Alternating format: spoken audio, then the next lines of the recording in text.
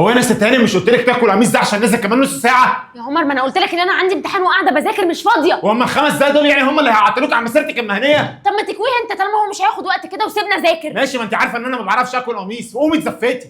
مش قايمه ومش فاضيه، وايه قومي اتزفتي دي؟ انت بتتكلم معايا كده ليه اصلا؟ هو انت بتعلي صوتك عليا ليه؟ ما تقومي تزفتي كويس زي ما بقول لك. انت انت غبي يا بابا، الحقني يا بابا. ناديه عشان يشوف بنته بتعمل ايه. ايه في ايه اللي انت بتعمله ده؟ تعالى كده.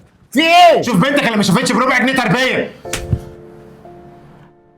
اولا ما اسمهاش بنتك، اسمها اختي. ثانيا اختك متربيه مره ونص، واللي يقول غير كده اقطع له لسانه، حتى لو انت بتمد ايدك عليا قبل ما تعرف ايه اللي حصل؟ مهما حصل اوعى تمد ايدك على اختك طول ما انا عايش على وش الدنيا، فاهم؟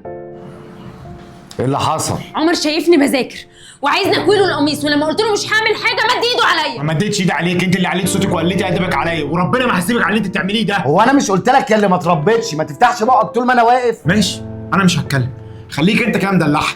على فكره دي مش اول مره اطلب منها حاجه، وكل مره اطلب منها حاجه تقول لي اصل مش فاضيه، اصل مشغوله، اصل عندي زفت. هي اتعبطت ولا ايه؟ هو حد قايل لك ان انا جايب لك خدامه في البيت ولا ايه؟ وبعدين لما تطلب حاجه من اختك تقول لها لو سمحتي، ولو قالت لك مش فاضيه يبقى تتصرف يا عم الراجل. واضح؟ واضح؟ واضح. خليك انت كده مدلعها لحد ما تسوق عليا. روح ذاكر يا مريم، شوف وراك ايه. بابا على فكره هو بيكذب. روح ذاكر يا مريم، شوف اللي وراك.